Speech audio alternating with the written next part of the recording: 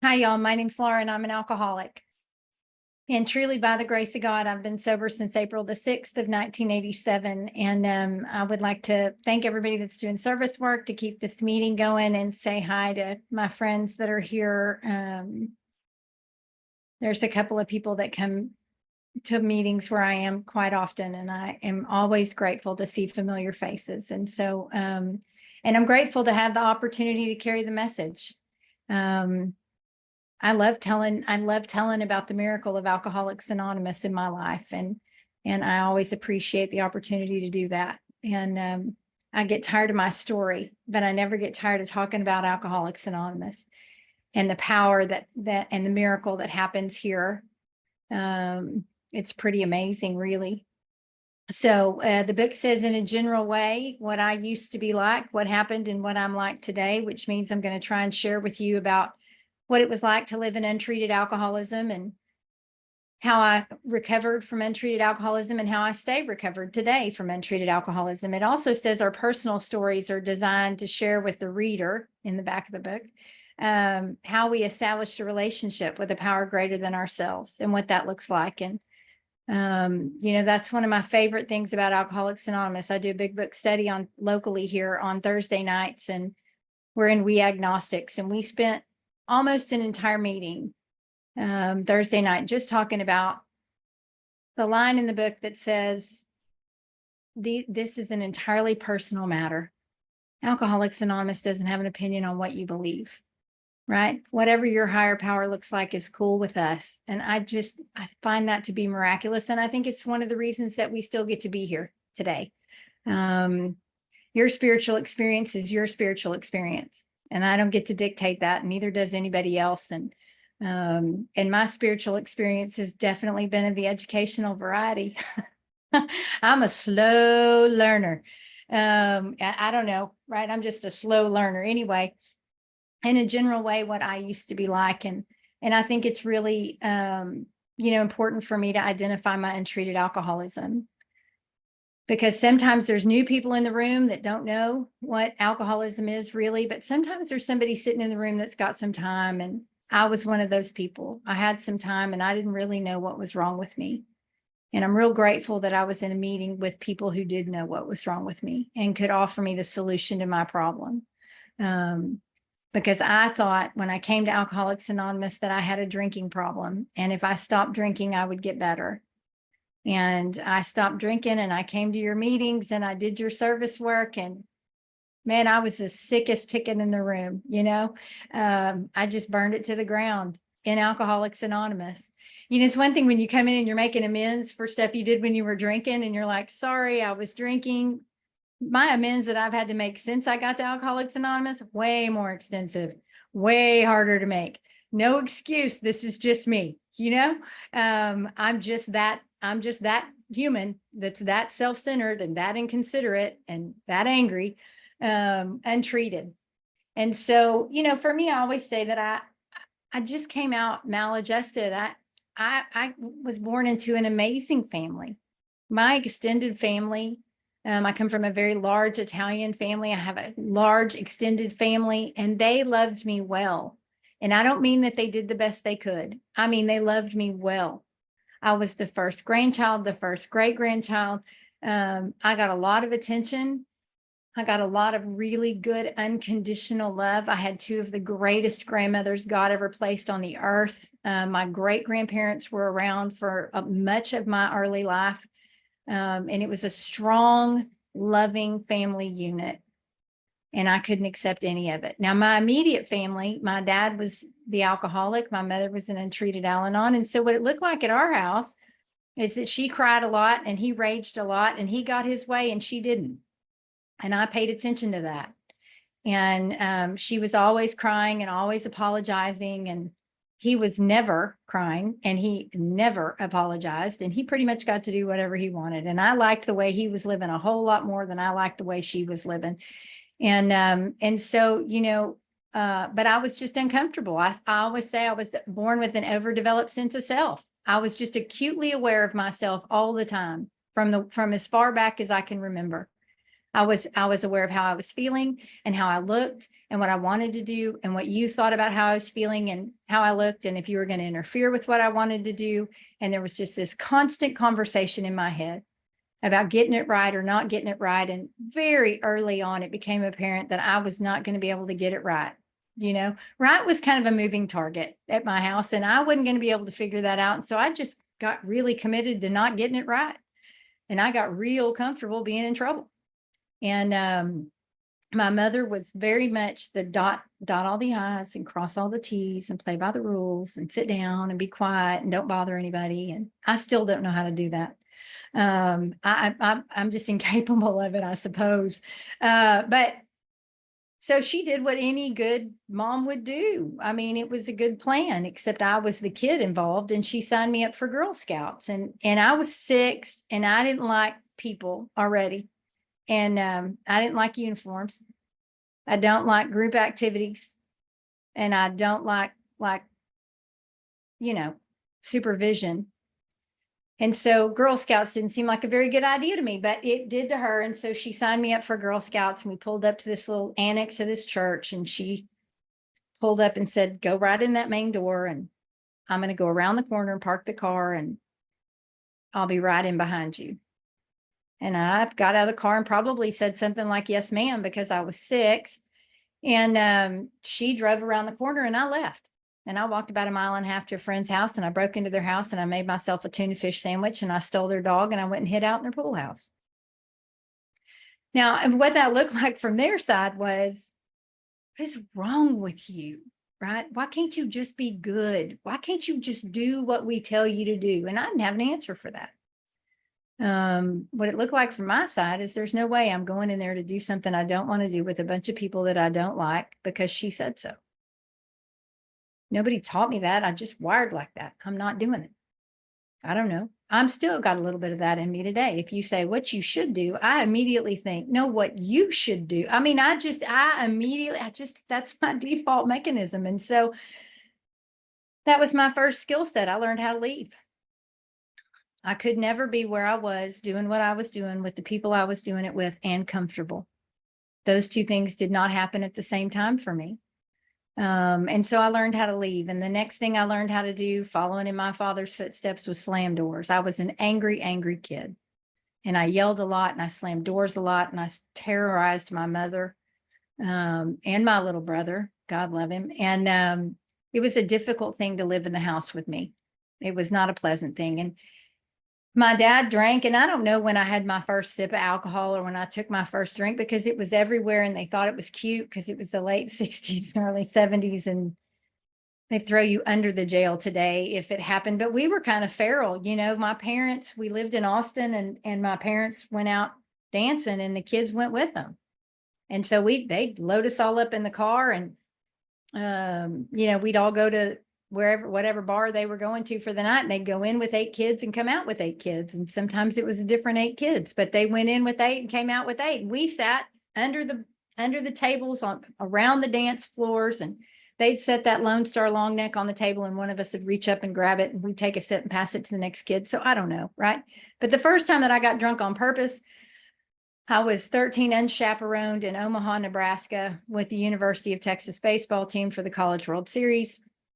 And I intuitively knew that I was going to need more than one. And I got as much as I could stash before they noticed that the kid at the, was stashing the beer. And the next thing I remember, I woke up in a car looking at a sign that said, "You're now leaving Des Moines, Iowa." I'm from the middle of Texas. If you wake up in another state, you've been gone a minute, And so I had this moment of like, Iowa, right? And the guy in the car next to me said, "Don't worry about it." And I thought, okay. And I didn't. And now here's what I can tell you. I never get over being amazed at Dr. Silkworth. Because in the doctor's opinion, what it says is that men and women drink essentially because they like the effect produced by alcohol. And he says the effect that comes from taking a few drinks. He doesn't say a drink, even though a drink is where the problem starts for us. He says the sense that comes from a few drinks. That's my experience. because the only thing a first drink ever did for me was make me thirsty. Right? The first drink just demanded the next drink. And the second drink was good, but not enough, you know? But that third drink, man, I love everything about the third drink. And I love everything about drinking. I am not one of these people who's like anti-alcohol. Nope, nope, nope. If I could drink like I wanted to drink and not pay consequences for it, you'd have a different speaker. I'd have drank myself to death as soon as they invented sweet tea vodka. They didn't have that when I was drinking, but I hear it tastes like sweet tea. And I question people when they come in now and they start talking about these new drinks. And some guy said sweet tea vodka. I was like, stop the meeting. What are you talking about? Right? Turns out they've got vodka, tastes like sweet tea. Had no idea. Thank God that wasn't out there when I was out there. But I like the third drink. I like the effect produced by 3 drinks. And what that effect is, it's not that it cures the bondage of self that I live in all the time. It's not that it cures the noise in my head. It doesn't all of a sudden make me socially acceptable, because quite the opposite happens when I drink. But what happens by the time I get to that third drink is I don't care. I just don't care. I know there's consequences. I know people are mad. I know how it's going to go. But the relief that came for me with a few drinks, right, was the only relief I ever had. Drinking was never the problem. Not drinking was the problem. Drinking was the solution. Now, my drinking was a problem for the people in my life, but it was not a problem for me. It was my relief. It wasn't a cure. It wasn't a solution for the problem, because I'd sober up, and there I was, stuck with me again, not drinking, right? And it was horrible, and I would begin to do all the things I needed to do to get back to alcohol. And what happened for me, and I love this part of my story, but what happened for me is that my mother kicked my father out of the house because of his drinking. And that night, it was a Wednesday in August of 1985, and that night, sorry, it was July of 1985, that afternoon, she got a phone call. Because it turns out that my dad was working with a sober member of Alcoholics Anonymous. Now, he didn't know it. And we had never heard of Alcoholics Anonymous. We did not know that we had alcoholism in our home. We didn't know what was wrong. It was bad.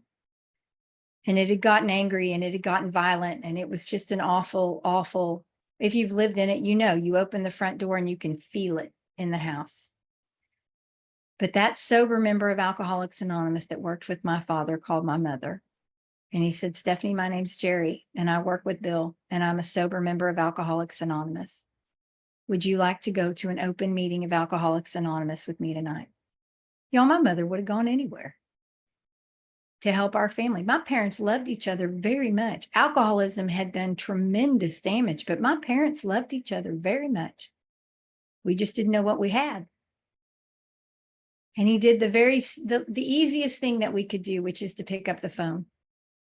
And he offered a lifeline to my mother, and she went to an open speaker meeting of Alcoholics Anonymous that Wednesday, July the 24th of 1985.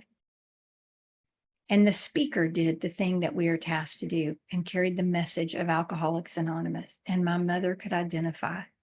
And the next day she went to an Al-Anon meeting. She's been an active member of Al-Anon ever since.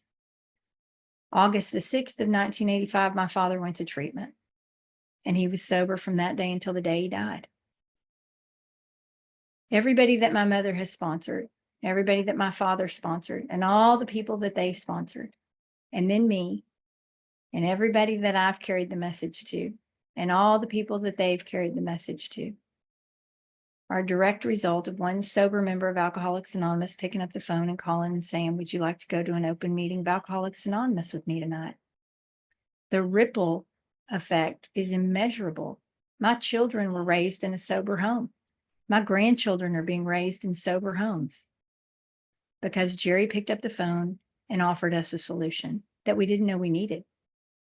We didn't even know we needed it. And then the worst thing that's ever happened, and you people showed up at my parents' house. Now, I'm a chronic teenage angry alcoholic, and all of a sudden we have gone from darkness and drunkenness and tears and rage and fighting and shame and guilt to serenity prayer. We're just praying together. And isn't it amazing? We're so grateful. right? And I'm like, I don't want any part of it, and I don't want any part of y'all, right? You were at my parents' house. You thought my parents were precious. Ah, I did not agree with you. So very quickly, my folks did the most loving thing that they could do for me. And they said, if you're going to continue to drink like you drink, you cannot live here. And so they put me out. And I will tell you, from that day until the day that they came to get me, which I didn't ask for help, but they came to get me and offered help, which I accepted. They didn't offer me a nickel, not a sandwich, not a phone call. I understand now as a parent and grandparent how hard that was for them, right? And I also believe to my core that the reason that I am able to be sober today, or that I was able to get sober in 1987, is because they let me go. They just said, go out, get after it. They didn't try to help me. They didn't try to throw me into treatment early. They didn't try and take me to 97 counselors or figure out what was, they just said, have a nice time. I had a little job, and my boss said, you can't come to work drunk. And my friend said, we can't be around you if you're drinking like that. And I was in school, and school said, you can't bring beer to first period. I'm not going to first period if I don't have beer. So now we've reached an impasse, and I'm out of here. And so in the big book of Alcoholics Anonymous, it gives a definition of heavy drinker. And I'm so grateful they put that in there, because I had a hard time when I got here really understanding that I had alcoholism. But I could read that definition, and it says a heavy drinker, if given sufficient reason, such as loss of home, loss of health, loss of family, loss of income, may be able to moderate or stop altogether. And I could look at that and I could identify the sufficient reasons that had crossed my path. But the most baffling thing to me about alcoholism is that as it is robbing me of the things that I value the most in my life, it makes it look like it was my idea. When my parents said, you can't live here and drink like you drink, my alcoholism said, see, I knew they didn't love you. When my boss said, you can't come to work drunk, my alcoholism said, I don't need this sorry job. I was just about to quit anyway. When my friend said, we can't be around you, I don't need y'all. I'll go find some people that really understand me. And the story that I told was a sad, tragic story about how mistreated I had been, right? But the truth is, I was just chasing that third drink. I was chasing the relief that comes from the third drink. And we hear in Alcoholics Anonymous all the time, insanity is repeating the same thing over and over again, expecting different results. My story is, I did the same thing over and over again, knowing exactly how it was going to go. There was no surprise left for me. There was nothing that happened that was new or different, maybe worse, but not different. Maybe it happened faster some nights than others.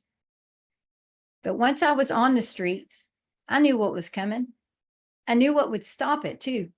I knew that at any moment I could put it down and go to my parents and ask for help. They had been very clear with me about that. And I began to drink behind my own back. You know what I mean? I began to drink without my permission because I needed the sense of ease and comfort more than anything else. I had values. I was raised in a good home, and I just put myself in hock over and over and over again to get that sense of ease and comfort. And my drinking looked the same every night. 1 makes me thirsty, 2 is okay, 3 is the sweet spot. But in order to maintain the sense of ease and comfort that comes with that third drink, I've got to have more. And somewhere between 4 and however many more is, I black out. I hurt the people that I cared about. I violated my value system. It was violent. I was angry. I like to drink in pool halls, right? I like to work, and there'll be some of you on here are so young you don't even know, but you used to be able to smoke in pool halls, and you could walk in and see that line of smoke hanging in the room, and it smelled like stale beer and cigarettes, and the music would be playing, and the whole place was dark, and I would think, oh my God, I'm home, right? I loved everything about that. I like to sit in a dark corner with 2 fifths of tequila and not interact with any humans. That's my perfect night of drinking. Do you know what I mean? And so what happened is what always happens, right? I was on the streets, and all the things that happened on the streets happened. And then April the 4th of 1987 was a bad night. And April the 5th of 1987 was worse than that. And I weighed 198 pounds. I was drinking around the clock. I was mostly drunk from the neck down. I had gotten to a point where I was aware of how I was living. And I was tired. And that night I took a tire tool to the side of my head. My face was all caved in and I had some broken ribs, and I called for collect from a payphone, and one friend that I could think of to call. And she answered and accepted the charges, which was the first miracle in my life. And I said, I need to clean up. I'm hurt. And she said, come on. And I did. And I think she was shocked when she saw me because, a year before, right, I had been, in school and involved, and alcohol had taken me to a place that nobody could imagine for me, including me, right? But I couldn't imagine not drinking, because what would happen is in between drinks, in between the drunkenness, I would be aware of what I had done and how I was living, and I couldn't tolerate it. And so I went to her house. I went upstairs and I was cleaning up in her bathroom, and I put my head down on her bathroom floor, and I had a thought. And the thought was, if you can't make it better, make it stop. And I wasn't talking about drinking. I was done. I was 17 years old, and I was hurt, and I was beat up, and I was so tired, y'all. My hair hurt. It hurt to just breathe. And the biggest miracle that I've ever had, and no one will ever convince me otherwise, is that on the morning of April the 6th of 1987, I got up, I had a cold beer and a cold taco and no plan. I just didn't have a plan. I couldn't think of anywhere to go. I couldn't think of anybody to call. I couldn't figure out how I was going to make any more money. I didn't know where I was going to get my next drink. I just didn't have a plan. And the door rang, and it was my parents. My friend had called them and said she's here, and they came in, and I always like to say this. They came in and said, are you willing to quit drinking, and are you willing to go to treatment, and will you do what we ask you to do? And I said, yes, I am. I will go. Absolutely. I'm willing. I didn't mean a word of it. I didn't want to quit drinking. I didn't want to go to treatment. I didn't want to do what they asked me to do. I didn't mean any of it. We always tell new people, if you want what we have and you're willing to go to any length to get it. I was not. I wouldn't have crossed the room to get what you people had. I didn't want any part of it. I just didn't have anywhere else to go. I had 37 cents, cutoffs, a hoodie, flip-flops, a closed mind, and a bad attitude. That's what I brought to Alcoholics Anonymous. Right. And so what happened is I went to treatment, and then very wisely, they sent me to a halfway house. I was removed from my environment long enough. And 118 days removed from alcohol, I had a moment of grace. And I did not want what you had. I was clear on that. But at 118 days away from alcohol, I no longer wanted what I had. And that was sufficient to allow me to stay. And I got back to my home group in Austin, Texas, and I joined the Northland group of Alcoholics Anonymous. I got very, very busy in Alcoholics Anonymous. And I had a lot of activity, no recovery, but a lot of activity. I got a hymn. I highly recommend it. The spiritual growth that comes from getting a hymn is remarkable. And they always say, right, we don't do relationships in the first year, but that's just AA hearsay. We don't know if that works or not because nobody's ever been able to do that. But I got me a hymn, and no two people have ever been less compatible than me and him. We knew it right away in the first 30 minutes. We knew it was a bad idea, knew we weren't going to get along. So we stayed together for 3 years because we're not quitters. And we brought all of our chaos into Alcoholics Anonymous, and we brought it to our home group, and he would share at a meeting and I would rebuttal, or I would share in a meeting and he would rebuttal. It was complete chaos. It really was. Those poor people. I had not opened the big book of Alcoholics Anonymous. The only page that I knew was page 449. If you only have a fourth edition, it's something else now. I don't want to hear about it. It's 449 in my book, and it just says acceptance is the answer. And that's the only thing I could share, but I talked in every meeting I was in. It was amazing. I was that person, right? I was that kid that was in there, and they just didn't know what to do with me. And they, you can't kick me out, but they didn't invite me back much. And, but I just kept coming. And, somewhere in there, I had just fallen in love with you guys, and I wanted what you had, but I didn't think that I could get it. And I was sitting in the middle of Alcoholics Anonymous, dying from untreated alcoholism. I didn't even know what was wrong with me. I thought I had a drinking problem, and I had quit drinking, and I was watching you guys, and you had quit drinking, and your lives seemed to be better. And you were going back to school and your families were being repaired and you were getting promotions and all of this. And my life was total and utter chaos. I had money in the bank. I'd write checks out for bills. I couldn't get them to the mailbox. I'd get late notices when the check to pay the bill was sitting on the kitchen counter. 3-4 years sober, right? Just out of my mind, completely unmanageable. I believe that the reason that I got to stay is because I did a couple of things. I went to a meeting every single day for over 5 years at the same time, every day. And I know meeting makers, they say meeting makers, don't make it, blah, blah, whatever. But I need to tell you that, and I agree with that. I think if all you do is go to meetings, eventually there's going to come a time where that's not going to be sufficient to treat your alcoholism. And you're going to either drink, kill yourself, or work the steps. I believe that to my core, absolutely. But the truth is, if I hadn't been at the meetings, when my alcoholism got me by the back of the neck at 4 years, right, you'd have a different speaker. And the other thing that I did a lot of was service work. And I had sat with a lot of wet drunks and we did a ton of 12-step calls. And I believe that participating in those 12-step calls gave me some awareness of where I would be going back to. And just that respect for King Alcohol, right? I had a healthy respect for where I was going back to. They used to say all the time, and I don't know if they still do or not, I never hear it anymore, but they used to say all the time, if you pick up, you go back to where you left off, not where you started. And I just thought, man, I don't want to go back to that street. And I believed them. They also said, if you're planning on leaving, come tell us about it. And so on June the 11th of 1991, I drove to a meeting on accident without my permission. I just ended up in the parking lot of the meeting. I don't even remember driving there. I was so consumed with self and I was in so much emotional pain. I would drive around Austin and have no awareness of how I got to where I was going, stone cold sober.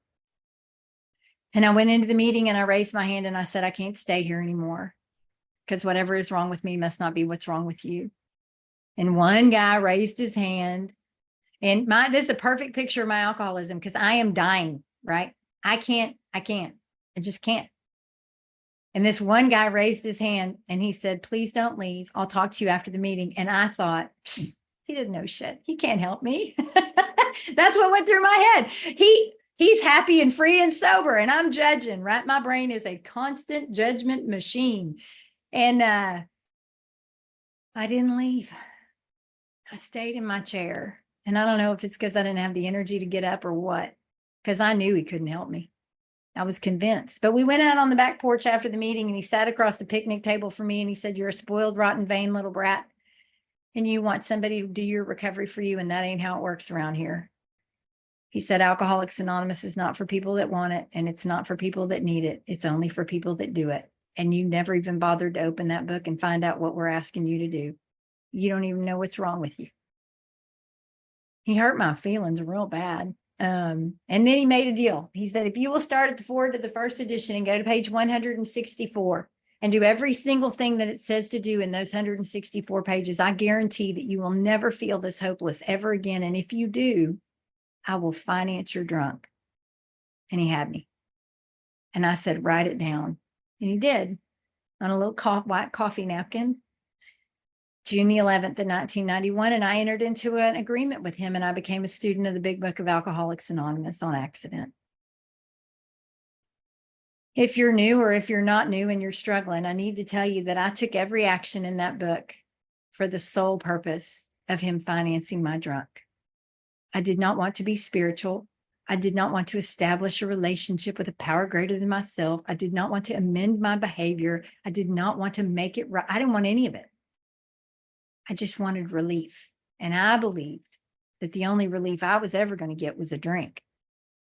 And so I just followed the directions. I just took the action. And I got the real miracle of Alcoholics Anonymous. Because it turns out that the steps as they're outlined in the Big Book of Alcoholics Anonymous, no changes, just the black part, exactly the way they're outlined in the Big Book of Alcoholics Anonymous. I take that action and those steps work without my permission. I don't have to believe it. I don't have to feel it. I don't have to agree with it. I just have to do it. And I did. I got to step 8. I did the 4th and 5th step. It was news to me that I had a part in any of this. I was shocked when I got to the 4th column, because the first 3 columns, I got to tell you, the first 3 columns of the resentment inventory are the easiest part of the steps for me, because I've been singing that sad story since I could talk. You know what I mean? I got no issue with those first 3 columns, but then there's like this page and a half of prayer and direction. And it says we disregard the other person involved entirely. No, I don't. I'm an excellent prosecuting attorney. I have built a case against you. And so today still, I pray that. I ask God to help me set aside whatever they've done. I ask God to help me disregard the other person entirely and resolutely look for my mistakes and find out where I'm selfish and dishonest and self-seeking and frightened. And I do that today because it works. I think it's stupid. It doesn't make any sense to me at all, but it works 100% of the time. I mean, I'm so mad, I'm plotting your demise in the shower. You know what I mean? I've got conversations going on in my head with people that are not in the room. They are not in the car. I am completely justified and right. And then I talk to my sponsor, and then I write inventory, and then I'm free. I have no idea, right? The deal is when I can identify where my defect is, now I've got something I can work with. Now I can go to this power that I don't believe in, that I think is unconcerned with me, that I'm sure I'm not interested in having a relationship with. And I can say, here, take all of me, good and bad. Give me back whatever you need me to have. Keep whatever's preventing me from being useful. I thought that was the dumbest prayer I'd ever heard, because who cares about being useful? I just want relief. I didn't know they were connected. I got to step 8 and I took my 8-step list to my sponsor. And I said, and I had done a thorough job because I was still working towards this, contract that I had signed, and I had done a thorough job. But I told her, I said, now there's no way I'm going to make an amends to my daddy. And she said, really? Tell me about that. And I said, well, he got sober first and he never made amends to me, so I'm not making amends to him. And she said, well, you will if you want me to sponsor you, which sponsors are like that. They're very, very close-minded about these things. And she said, do you remember when we did your 5th step that you agreed to go to any length to overcome alcohol? And I was like, I vaguely remember maybe saying, I mean, I just trying to wiggle out. I'm that sponsee. I'll argue about anything. And so we had a conversation about it, because I had some hurt feelings. And I wanted something from my father. And she said, you know what the conflict is between you and your dad? And I said, yeah, he's a terrible dad. And she said, no, it's that you demand that he do something he's incapable of doing. She said, the conflict is the demand. She said, why do you continue to insist that he be something he can't be? And I got to tell y'all that my reaction to that was, well, because he's my dad. Like I felt like that had some street cred. And she said, he's no good at that. If he was just another sober member of Alcoholics Anonymous, would you be friends with your dad? And I didn't hesitate. I said, absolutely, because my dad was hilarious. He was a bit of a Renaissance man, very, very intelligent, very creative, just really something special. And I said, absolutely. And she said, maybe you should try that. Maybe the kindest thing you can do for your dad is to just be friends with him in Alcoholics Anonymous. And so I took my list to my father, and I sat knee to knee with my father, and I owned all my wrongs that I knew of. And I did what I was instructed to do. And I said, is there anything that I've left off? And my father reached under his chair and pulled out a yellow legal pad, and he had 4 pages of stuff he thought I'd left off. And he shared all of that with me, and we got to discuss that too. And chewed my tongue to hamburger, because I had been instructed not to argue, and I didn't want to get in trouble. I was checking off all the boxes, and I began to take the approach with my father that we could be friends in Alcoholics Anonymous. And I have to tell you that my father and I developed an amazing friendship. And he was with me when my oldest daughter was born. And the memories of that evening with my dad are some of my most cherished memories. And we went to meetings together, and we prayed together, and we spent many, many, many hours having meals together. And he was a tremendous, tremendous friend to me in Alcoholics Anonymous. And, where else do I get that? Anywhere else I go seeking a solution for a relationship with my father, it's going to be all about how wrong my father is. But in Alcoholics Anonymous, you hand me the keys to the kingdom, right? What do you want? You want a relationship with this man. How are you going to get there? Set aside the demand. What a novel concept. I just wanted to demand louder, So very shortly after that, I moved out to West Texas. I don't recommend it. God forgot to water out there. It's awful. And it is a dry spot on the map. And when I got out there, it turns out they were doing Alcoholics Anonymous wrong. Now, I had been in a big book study for about 18 months, so I knew everything there was to know about everything. I've been sober, I don't know, 6-7 years, somewhere in there. I was very right about things. And really early after I got out there was this gal that came to me and she said, my name's Krista and I can't stay sober. And can I have your phone number? And this old timer walked over to me and said, don't bother giving her your phone number. She's been coming around forever. She's never going to stay sober. And it pissed me off.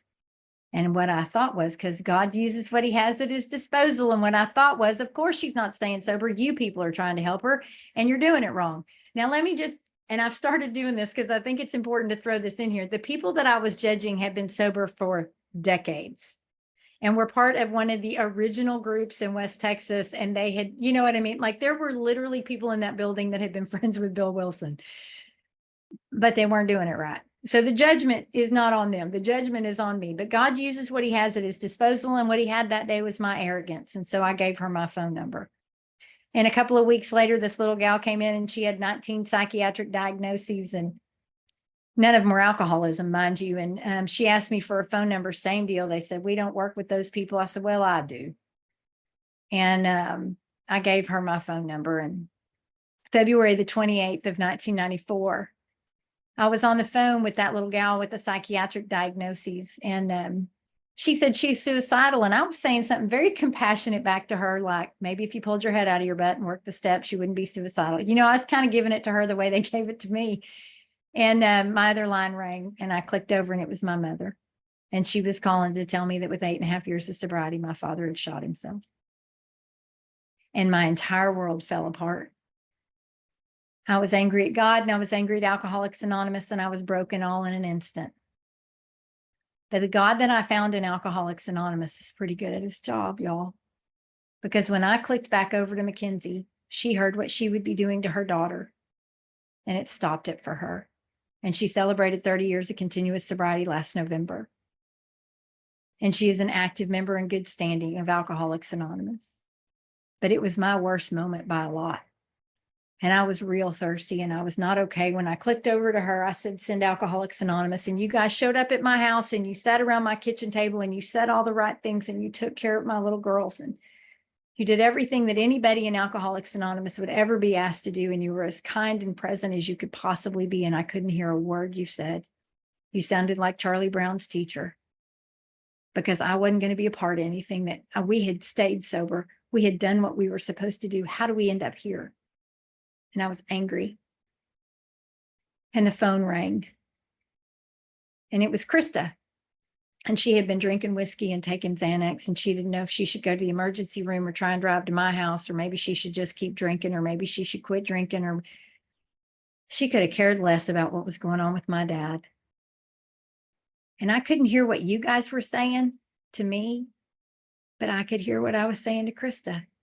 Bottom of page 19 and the top of page 20, it says our very lives as ex-problem drinkers depend upon our constant thought of others and how we may help meet their needs.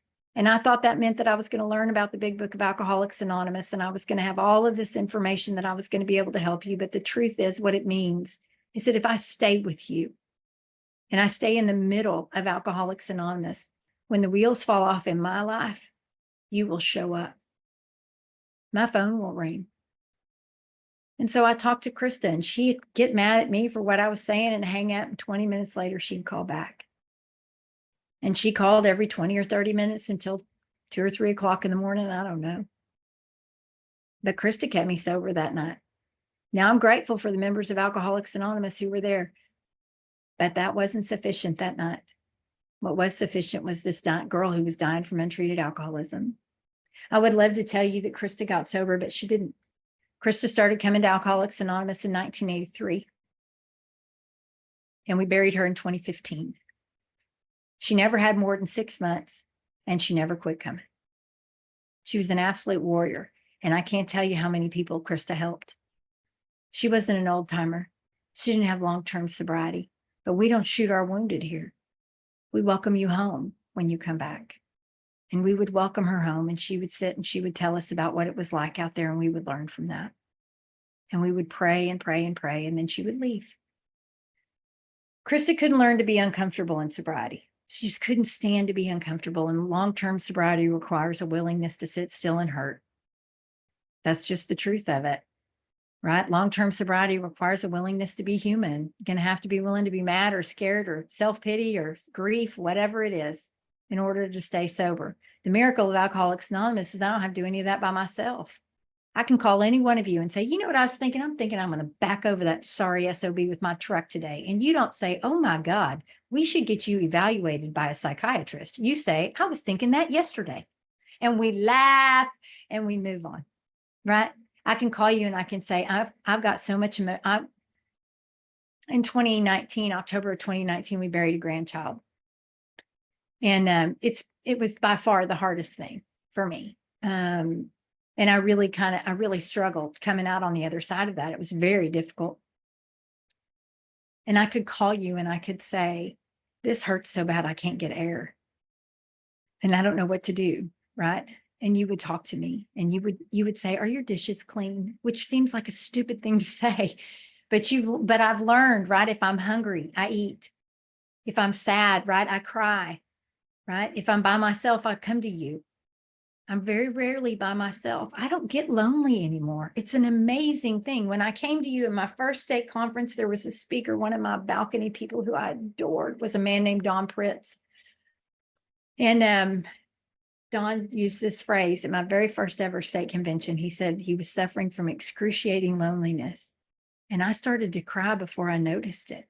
I was sitting in the audience. I can tell you what he was wearing. I was sitting in the audience and all of a sudden I realized there were tears on my face. And it's because I'd never heard anybody put into words what it felt like to be me. And he had.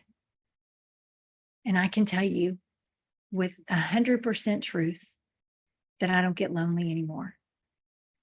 I don't have lonely moments. I don't have lonely days, right? I am in the middle of Alcoholics Anonymous. Now, I also am raising my 7-year-old granddaughter, so I don't have a lot of quiet time either. I don't have a lot of opportunity for lonely to occur. However, when I came to Alcoholics Anonymous, I thought that I was suffering from a drinking problem. And if I stopped drinking, I would get better. As I began to study the big book of Alcoholics Anonymous and pray to hear you with open ears, I began to understand that what is wrong with me is spiritual in nature. If I don't treat the spiritual in nature through the process of the 12 steps as they're outlined in the big book of Alcoholics Anonymous, what will happen is the mental obsession will kick in. And my mental obsession does not show up and say, you know what we ought to do? We ought to rob a bank, we ought to drink 2/5 of tequila, rob a bank, and see if we could beat the law to the border. Because I would call you and say, I might not be okay. Guess what I'm thinking about doing? My alcoholism shows up and says, can you believe they didn't say thank you? I don't really have to go to that meeting. I went to a meeting yesterday. The phone rings and I think, man, I'm tired. I just hung up with somebody. I don't want to answer this phone call. It's so cunning and so insidious and so patient. And it has one job, and that is to separate me from you. That is it. It needs to separate me from you. And it does that very quietly. We hear now all of this language around self-care. Makes me very nervous, right? I don't get to care for myself. That's God's business. My job is to be available for his kids. All the rest of that is God's business. I don't worry about it. I show up for you when you ask. I say yes 100% of the time, whether it's convenient or not, whether I want to or not. Right? I like doing stuff like this, but I also answer my phone at 3 o'clock in the morning. I also sit with the person that's still dying, that's just coming, one day sober, that stinks so bad you can't hardly stand to sit next to them. I love those drunks. And we get some of them here. If selfishness and self-centeredness is the root of what is wrong with me, and I have this spiritual malady, right? Let me finish that previous train of thought. The mental obsession will start, and it will start very subtly. And if I don't own the mental obsession, if I can't say out loud in Alcoholics Anonymous, hey, I'm really pissed because everybody went to dinner last night and I didn't get an invitation, right? Like if I need to save face in Alcoholics Anonymous, if I have to come to you well-dressed, well-behaved, acting like I'm better than I am 100% of the time, I cannot stay sober. If I behave fraudulently in Alcoholics Anonymous, I am signing my death certificate. And eventually I will pick up a drink, and then the physical allergy kicks in. And now I'm on the ride. And I'm on the ride till the ride's over. Once we pick up that first drink, I don't get to say what happens after that. Alcohol does. Right? It's just easier to treat the spiritual malady. Right? It's just easier to stay with you, to be with you. My friend, I had one of my closest friends, my very best friend. I'll say this and then I'll stop talking. My very best friend was a gal named Diane, and I adored Diane. And we were gonna grow old together. We had these two old timers in my home group, Evelyn and Pew. God, Pew just scared the life out of us. And Evelyn was 4 feet tall and 4 feet around. She chain smoked cigarettes and cussed like a sailor. And she got away with murder in Alcoholics Anonymous because she'd been sober since 1949. And we were like, we're going to grow old and be like Evelyn and Pew, And Diane was a delegate, and she was on the literature committee for the 4th edition of the Big Book of Alcoholics Anonymous. She was the well-behaved one, right? She looked good until she didn't. And she was fraudulent in Alcoholics Anonymous, and her ego got to talking to her about how cool it was for her to be a delegate. Like that means something. It's really impressive if you're a GSR. Everybody else just works for us. She got to believe in her ego, and she got separate from Alcoholics Anonymous. January the 17th of 2017, I got a text message that she had finally overshot the mark. She'd been back out about 6 years. She'd become a bag lady. It was the most excruciating thing I've ever had to watch. And she would call me and say, will you take me to a meeting? And I would say, no, but I'll come over and bring pizza. And I would take pizza to her house, and we would sit in her living room. And she was wet-brained. She didn't know where she was, what was going on.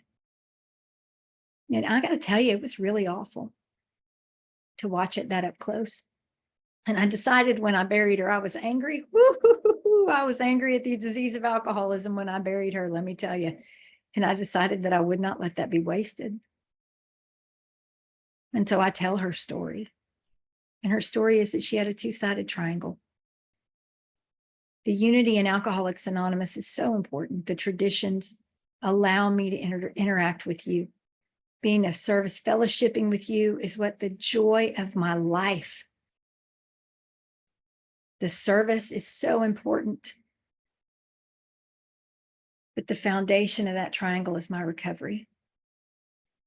And if I don't work the 12 steps in my life for this 24-hour period of time to access the power that keeps me sober just for this 24-hour period of time, I will again have a two-sided triangle, and it will collapse. It might take a minute. It might not, but it will 100% of the time collapse. My first responsibility is to fit myself, to be of maximum service, to fit myself. If selfishness and self-centeredness is the root of what is wrong with me, then love and service is the solution. And every time that I'm afforded the opportunity to be of service in Alcoholics Anonymous, I know that that is the power that I found here saying, I love you. Please stay. Every time my phone rings, it's a hug from God, right? Keeping me in the fold, holding me close, making sure I don't drift. I have the greatest life I have ever had. I live as free and comfortable as I have ever lived. And if you are new in Alcoholics Anonymous, what I really want you to hear tonight is that I am unthirsty. I go day to day. Some are good, some are bad. I never, ever, ever think about taking a drink. The problem has been removed. And if that's not a miracle, I don't know what is. I appreciate everybody being on the meeting tonight and everybody that's participated in keeping this meeting going. Thank you so much for listening tonight. I love you guys and I love Alcoholics Anonymous.